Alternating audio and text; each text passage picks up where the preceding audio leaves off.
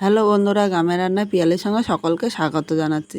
আজকে কাঁকরোলের দুর্দান্ত একটা নিরামিষ রেসিপি তোমাদের সাথে শেয়ার করি। ভিডিওটা স্কিপ করবে না, প্রথম থেকে শেষ পর্যন্ত দেখার অনুরোধ রইল।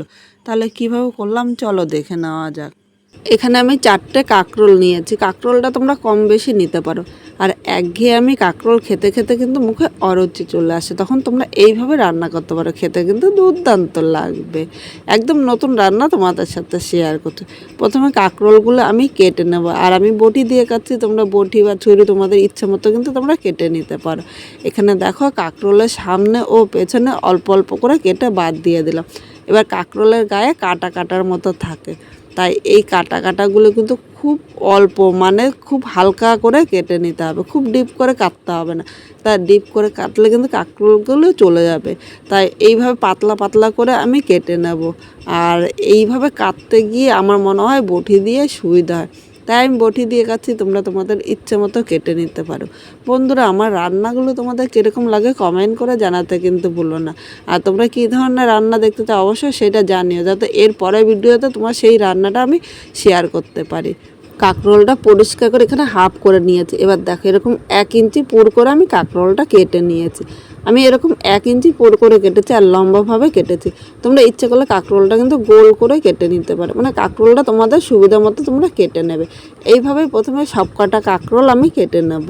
এখানে সব কাঁকরোলগুলো কাটা হয়ে গিয়েছে, আর এর দেখো ছোকাগুলো আমি এক সাইডে সরিয়ে রাখলাম। এবার তোমরা প্রথমে খেয়াল করেছো আমি কাঁকরোলটা কিন্তু ধুইনি। হ্যাঁ, এই জায়গায় একটা পাত্রের মধ্যে আমি জল নিয়ে নিলাম। এবার কাঁকরোলটা ভালো করে ধুয়ে নেব। যে কোনো রান্নার সময় সবজি কিন্তু ভালো করে ধুয়ে নিতে হবে। কাঁকরোলটা এবার একটা থালার মধ্যে তুলে নিয়েছি।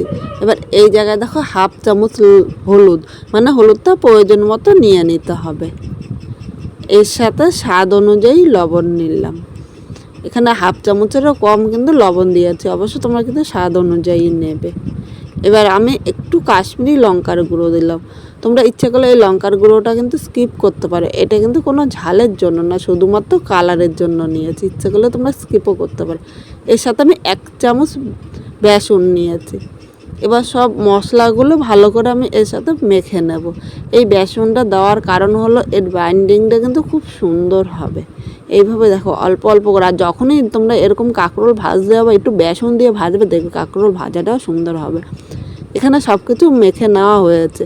এবার এই থালাটা আমি এক সাইডে রেখে দিলাম। এবার এখানে একটা বাটি নিয়ে নিলাম। এর মধ্যে আমি একটা মশলা তৈরি করে নেব। এখানে আমি 2 চামচ সর্ষে নিয়েছি, আর এই জায়গায় আজকে কালো সর্ষে দিয়ে করবো। ইচ্ছে করলে তোমরা 2 ধরনের সর্ষে নিয়েও কিন্তু করতে পারো, বা যেরকম কালো বা সাদা যেরকম মন হয়। এর সাথে 1 চামচ আমি পোস্ত নিয়েছি। পোস্তটা অল্প নিয়েছি আর সর্ষেটা বেশি নিয়েছি। আর তোমাদের কাছে যদি পোস্তটা একটু বেশি থাকে তাহলে নিয়ে নিতে পারো। 1 টুকরো আদা, মানে খুব অল্প পরিমাণে আদা নিয়েছি।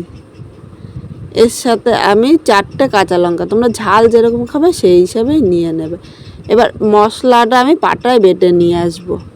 এখানে দেখো মশলাটা যেহেতু অল্প তাই পাটায় কিন্তু আমি বেটেছি। এবার এই মশলাটা আমি এক সাইডে রেখে দিলাম। এবার আমি মূল রান্নায় চলে আসলাম। এদিকে কড়াই বসিয়ে দিয়েছি, কড়াইয়ের মধ্যে আমি সর্ষের তেল নিলাম। আর এই রান্নাটি কিন্তু সর্ষের তেলে খেতে বেশি ভালো লাগবে। ইচ্ছে করলে তোমরা সাদা তেলেও কিন্তু রান্না করতে পারো। এখন তেলটা কিন্তু ভালো করে গরম করে নিতে হবে। এখানে তেলটা ভালো করে গরম করে নিয়েছি। এবার এখানে মেখে রাখা কাঁকরোলগুলো আমি নিয়ে নিলাম। একসাথে আমি সব কাঁকরোল নিয়েছি। ইচ্ছে করলে তোমরা 2বারও ভাজতে পারো, কিন্তু একবারে ভাজলে অল্প আগুন আর অল্প তেলেই কিন্তু তোমরা ভেজে নিতে পারবে, কারণ 2বারে ভাজতে গেলে আমার সময়ও কিন্তু বেশি লাগবে। এবার কাঁকরোলগুলো আমি তেলের সাথে এইভাবে নেড়ে চেড়ে নেব। কাঁকরোলটা মিডিয়াম আগুনে ভাজতে হবে, খুব জোরে কিন্তু আগুন দেওয়া যাবে না, তাহলে কিন্তু কাঁকরোলটা উপর দিয়ে ভাজা হবে আর ভেতর দিয়ে কাঁচা থাকবে, তখন খেতে ভালো লাগবে না। নেড়ে চেড়ে তেলের সাথে মিশিয়ে নিয়েছি। এখন ঢাকা দিয়ে মিডিয়াম আগুনে 2 থেকে 3 মিনিট এইভাবে আমি রান্না করে নেব।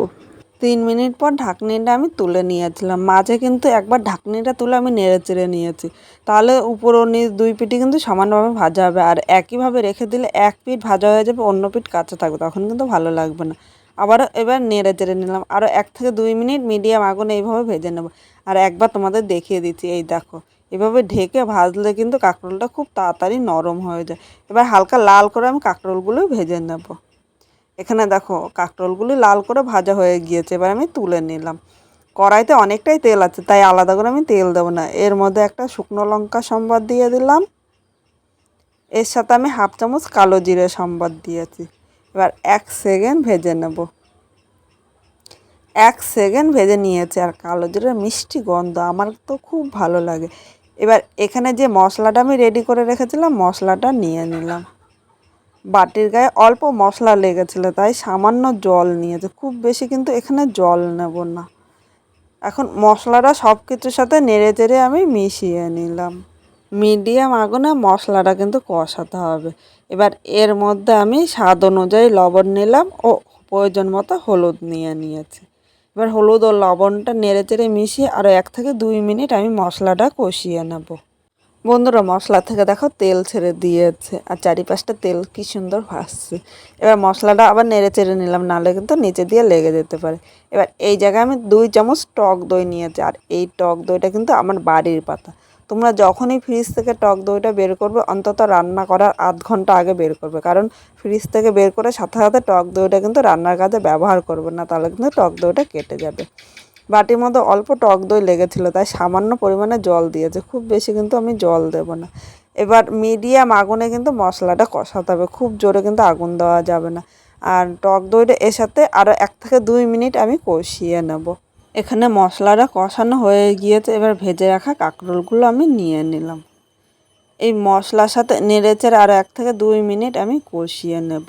বন্ধুরা, এই জায়গায় আজকে আমি আলুটা স্কিপ করেছি, আর তোমরা যদি আলু পছন্দ করো তাহলে আলুটা কিন্তু একইভাবে কেটে নিতে পারো। আর যেরকম কাঁকরোল ভেজেছি একইভাবে কিন্তু আলুটাও ভেজে নিতে হবে। এখানে দেখো 2 মিনিট কষানো হয়ে গিয়ে, তার এর থেকে বেশি কষাবো না। এবার এই জায়গায় উষ্ণ গরম জল দিয়ে দিলাম। অবশ্য তোমরা চেষ্টা করবে উষ্ণ গরম জল দিতে, উষ্ণ গরম জল দিলে ঝোলটা তাড়াতাড়ি ফুটবে আর কাঁকরোলটাও সেদ্ধ হয়ে যাবে। ঠান্ডা জল দিলে কাঁকরোলটা শক্ত থাকবে, তখন কিন্তু খেতে ভালো লাগবে না। এবার ঝোলের সাথে সব কিছু নেড়ে চেড়ে মিশিয়ে নিয়েছি। এখন কিন্তু আমি আর ঢাকা দেবো না, কারণ কাঁকরোলটা কিন্তু সেদ্ধ হয়ে গিয়েছে।